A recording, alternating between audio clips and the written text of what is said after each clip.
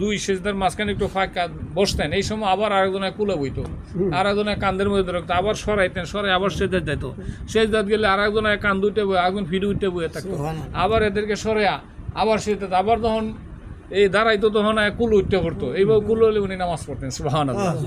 তখন সাহাবীরা কইলেন, ইয়া রাসূলুল্লাহ, হাবিব আল্লাহ, ইমাম হাসান এবং হুসাইন আপনাকে নামাজের মেঝে যে ডিস্টার্ব করে, যে বিরক্ত করে, আপনি রাগ হন না? হ্যাঁ, এদেরকে কুলে লন, কান্দে লন, এইভাবে নামাজটা পড়েন। হ্যাঁ, আমরা সাহাবীরা কি আমাদের সন্তানদেরকে নিয়ে এভাবে নামাজ পড়তে পারবো? সুবহানাল্লাহ।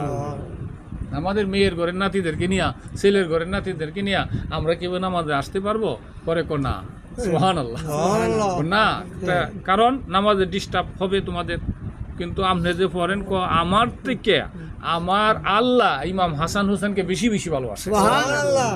আমি কি ভালোবাসবো? আমার আল্লাহ ইমাম হাসান হুসেনকে আমার চেয়ে অনেক বেশি ভালোবাসে। আমি তাদেরকে সরাইতে চাই, হ্যাঁ, বিরক্ত হইতাম চাই, দূরে সরাই দিতাম চাই। তখন আমার আল্লাহ আমাকে বলে, হে হাবিব, আপনি ইমাম দুইজনকে সরাইবেন না, তারা যে আপনার কান দুইটা বসে, গাড়ি উইটা বসে, কুলি উইটা বসে, হ্যাঁ, আমাদের ডিস্টার্ব করে, এটা আমি আল্লাহর কাছে বড় পছন্দ লাগে। আমি আল্লাহ এই দৃশ্যটা ছায়া ছায়া দেখি, তাহলে কত আদরের ছিল আল্লাহর কাছে। নবীজির আমাদের যে বড় মা, ইমানদারের বড় মা, মা খাদিজাতুল কুবরা রাদিয়াল্লাহু তাআলা আনহা যখন দুনিয়া থেকে বিদায় হয়ে গেলেন, উনি মদিনা শরীফ গিয়া জান্নাতুল বাকিতে ওনাকে মক্কা রেখে গেছেন দাফন কইরা জান্নাতুল মুআল্লায়। যখন বিবি খাদিজার কথা মনে হইতো, রাতের অন্ধকারে উনি ওইটা চলে যেতেন, গিয়া কবরস্থানে চিল্লাচিল্লি করতো, আহ খাদিজা করে চিৎকার মারতো। এক যুগ আগে দুনিয়া থেকে বিদায় হয়েছে, আরো কত বিবি ওনার ঘরে আসছে। মা আয়েশার মতো বিবি, একবারে ইয়ং ম্যান, 6 বছর বয়সে মা আয়েশাকে বিয়া দিলাইছে নবীজির কাছে। আরো সুন্দরী সুন্দরী বিবির আসছে, কিন্তু এই যে মা খাদিজাতুল কুবরার কথা বলতে পারে না। মা খাদিজার নবীজির কাছে আসার আগে আরো 2 জায়গায় বিয়ে হয়েছে, কিন্তু এরপরও ওনার কথা বলতে পারেন, কারণ বিবি যদি মানুষের মতো মানুষ হয়, তাহলে যুগের যুগ গেলে স্বামী বিবির জন্য কান্দে। হ্যাঁ, আবার স্বামী যদি মনের মতো হয়, যুগের যুগ গেলে বিবি স্বামীর জন্য কান্দে। এটা হলো ভালোবাসা। তখন মা আয়েশা সিদ্দিকা নবীজিকে ঘরে খুঁজে পাইতেছে না, কোথায় গেল? বিভিন্ন বিবিদের ঘরে গিয়ে তালাশ করলো, না, কেউ বলতেছে আমাদের কাছে আসে নাই। পরে ছায়া দেখে জান্নাতুল বাকি কবরস্থানের দিকে একটা আলো জ্বলতেছে, কারণ নবীজি তো যেখানেই যাইতেন অন্ধকার আলোকিত হইতো। হ্যাঁ, পরে ওইখানে গেছে, তো নিশ্চয়ই আমার নবীজি এখানে আছেন। গিয়া দেখে, আহ খাদিজা কয়ে চিল্লাইতেছে, সুবহানাল্লাহ। তখন ওই মহিলারা কিন্তু সতীন সহ্য করতে পারে না। হ্যাঁ, এটা পূর্ব যুগের থেকে নবীর বউরা সতীন পছন্দ করছে না, কিন্তু ভিতরে একটা হিংসা রয়ে গেছে। এটা মহিলা জাতের একটা স্বভাব, হ্যাঁ, এখান থেকে ভাই আসছে পূর্ব যুগের থেকে।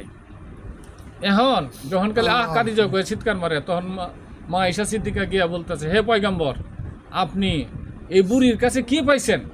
এক যুগ হয়ে গেছে, দুনিয়া থেকে বিদায় হয়ে গেছে, মরে গেছে গা, হ্যাঁ, এখনো তার লেগে খান্দেন। আমি কি খাদিজা থেকে কম?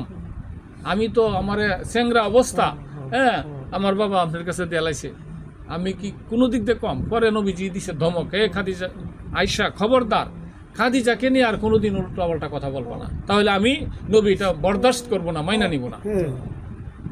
তবে খাদিজার কাছে আমি কি পাইছি শোনো, তোমরা হইলে আমার সুখের দিনের সাথী, আর খাদিজা হইলে আমার দুঃখের দিনের সাথী। তোমরা আমার কাছে যখন আসছো তখন আমার সুখের কোনো অভাব নাই। সমস্ত অনেক কাফেরেরা মুসলমান হয়ে গেছে, আমার পক্ষে তলোয়ার লওয়ার মতো, লাঠি ধরার মতো অনেক লোক হয়ে গেছে। যখন খাদিজা আমার কাছে ছিল তখন আর কেউ ছিল না, সবাই আমার শত্রু। খাদিজা আমাকে ছায়া দিছে, গাছের ছায়ার মতো আমার পিছনে পিছনে খাদিজা ছায়া দিছে, ধন সম্পদ জীবন যৌবন সব আমার কাছে বিলাই দিছে। সুবহানাল্লাহ। তোমরা আমাকে কি দিছো? তবে শুনো খাদিজা আমার জন্য কি করেছে। যখন আমি খাদিজার এখানে গেছি চাকরির জন্য, পরে খাদিজা আমাকে চাকরি দিব কি, সে আমার বান্দি হয়ে গেছে। সুবহানাল্লাহ। হ্যাঁ, সে আমার জন্য পাগল হয়ে গেছে এবং সে আমাকে বিয়ার প্রস্তাব দিছে। তখন আমি প্রস্তাবে রাজি হয়েছি মুরব্বীদের অনুমতিতে। যখন আমি তার কাছে সংসার করে স্বামী হিসাবে তাকে আমি গ্রহণ করলাম, স্ত্রী হিসাবে, তখন খাদিজা বলল যে, ইয়া রাসূলুল্লাহ, হাবিবাল্লাহ, আজকে থেকে আমার যত জীবন, আমার যত যৌবন, আমার যত ধন, আমার যত জন, আমার যত সম্পদ, সমস্ত কিছু আপনার কদম মোবারক আমি কুরবান করে দিলাম, দান করে দিলাম। আমার সম্পদের কোনো দাবি নাই। এখন আমারে আপনি বান্দি হিসাবে দাসী হিসাবে আপনার গোলামি করার জন্য রাখতেও পারেন, নাও রাখতে পারেন, বিদায় করে যে আমার কোনো কেস মামলা নাই, কোনো আপত্তি নাই। সুবহানাল্লাহ। এখনের যদি কোনো ছেলেরা একটা মোটর সাইকেল শ্বশুর বাড়ি থেকে আনে, বউ ছাইরা দিলে মোটর সাইকেল থাকবো? মোটর সাইকেল সহনে জেলে ঢুকে যৌতুকের মামলা দেয়। হ্যাঁ, আর এই খাদিজাতুল কুবরা মা, হ্যাঁ, মুসলমানদের মুমিনদের মা, উনি কি বলে, আমার সমস্ত সম্পদ সমস্ত কিছু আপনার কদম মোবারকে কুরবান করে দিলাম, কোনোদিন আমি দাবি করবো না। আপনি ইচ্ছা করলে আমাকে রাখতেও পারেন, সাইরাও দিতে পারেন, আমার কোনো দাবি নাই সম্পদের উপরে। তখন মক্কার মধ্যে উনি সবচেয়ে ধনী ছিল, শ্রেষ্ঠ ধনী মক্কার মধ্যে। তখন এরপরে বলতেছে, হে আয়েশা, তোমরা আমাকে কি দিছো?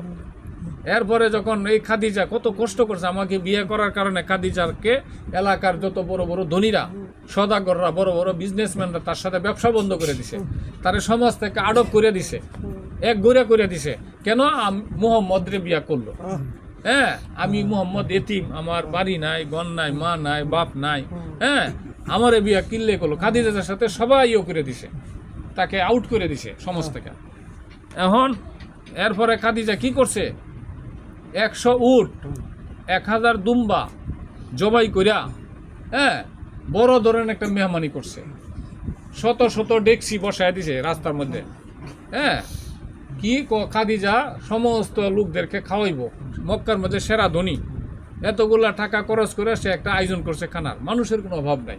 স্টেজ করছে একটা, স্টেজ করে পরে মানুষের খাওয়ান দিছে, সবাই কায় খুশি। খাওয়ান পাইলে তো সব কেস মাপ, খাওয়ান এমন এক জিনিস। আর এখানে যদি ওই গলির মাঝে দুইটা ডেক এমনি বয়া তুই দেন, লোক আয় সিরিয়াল ধরো, খাইলা ডেক বয়া তুইল, কিরে এখন ডেক কি লেগে মনে কিছু আছে যা যাই সাপ করে তুই আই। হ্যাঁ, খাওয়ানের লেগে মানুষ এত পাগল। তার কেউ আছে খাওয়ানের লেগে পাগল না, সে আল্লাহর পাগল। আবার দুই জাতের মানুষই আছে, কিন্তু বেশিরভাগই যদি ডেক দুইটা বসায় তো খাইলা ডেক আয় আতাইব। কি ঘটনাটা কি, এত ডেক কি লেগা? কিন্তু তখন মা খাদিজাতুল কুবরা যখন তখন তো এত অভাব ছিল, আর এই বিডি যখন লক্ষ লক্ষ টাকা খরচ করে এই পাতিল বসায় রাখছে, খানা পাকাইছে, মানুষকে খাওয়ানোর জন্য মানুষ আয় খাইছে। পরে উনি মঞ্চে উঠে বললো যে তোমাদেরকে আমি কেন খাওয়াইছি, কেন দাওয়াত দিছি, বলতে পারবা? ও না, তা আমি এই জন্য তোমাদেরকে দাওয়াত দিছি, এই জন্য খাওয়াইছি, আমি মুহাম্মদ সাল্লাল্লাহু আলাইহি সাল্লামকে বিয়া করলাম কেন, এই জন্য তোমরা আমাকে আটক করে দিছো, সমাজ থেকে আগুন পানির থেকে বয়কট করে দিছো, আমার সাথে তোমরা কি কথা বলো না, আমার সাথে কেউ ব্যবসা করো না, সব থেকে আমাকে ইয়ে করে দিছো। হ্যাঁ, করে দিছি। কেন আপনি মুহাম্মদরে বিয়া করলেন?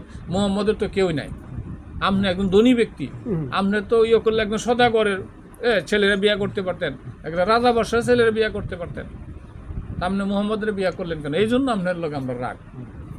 তো শুনো, মুহাম্মদের মতো এত সুন্দর মানুষ কি মক্কাতে আছে?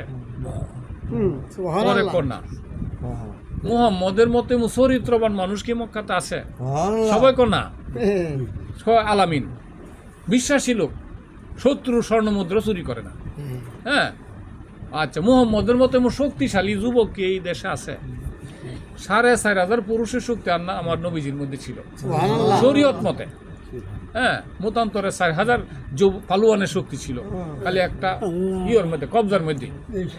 তাহলে কুদরতি শক্তি আরো কত, অলৌকিক শক্তি তো শেষে নাই। শরীয়ত মতে দেহের যে শক্তি তেমন লাগে, 4,000 মতান্তরে 5,500 পালুয়ানের শক্তি ছিল।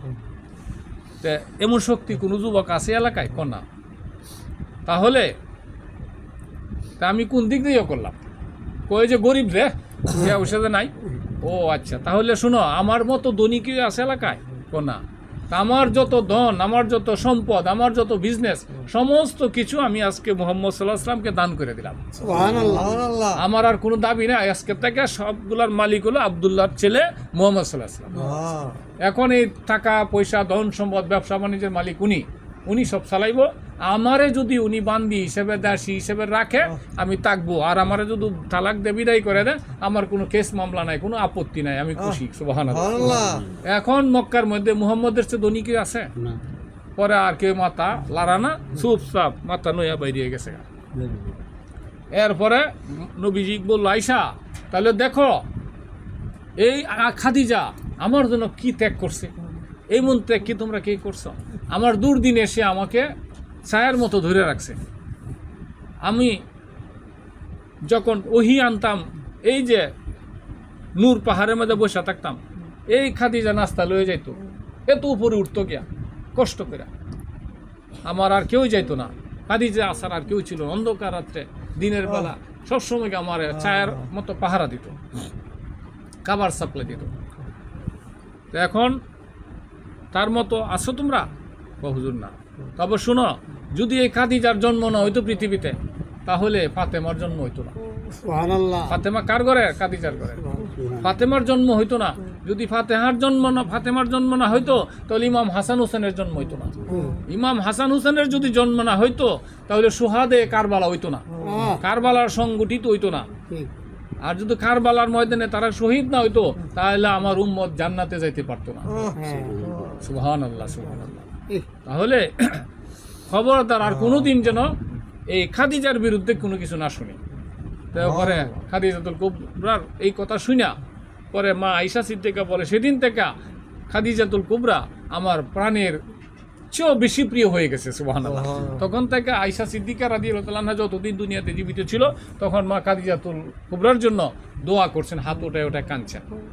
তাহলে দেখেন কি কথা বলছে, যদি খাদিজার জন্ম না হইতো, ফাতেমার জন্ম হইতো না। ফাতেমার যদি